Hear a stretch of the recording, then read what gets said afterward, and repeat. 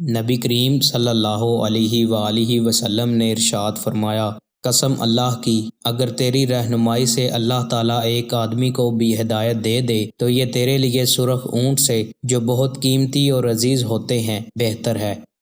نبی کریم صلی اللہ علیہ وآلہ وسلم نے ارشاد فرمایا، اس شخص کے لیے ہلاکت ہے جو بات کرتے وقت جھوٹ بولتا ہے تاکہ وہ اس کے ذریعے لوگوں کو ہنسائے، تو اس کے لیے ہلاکت ہے۔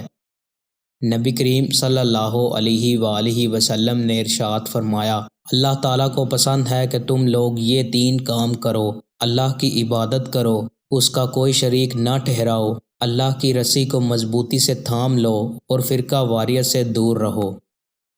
دوستو، مزید اچھی ویڈیوز کے لیے چینل کو سبسکرائب لازمی کریں۔ بہت شکریہ۔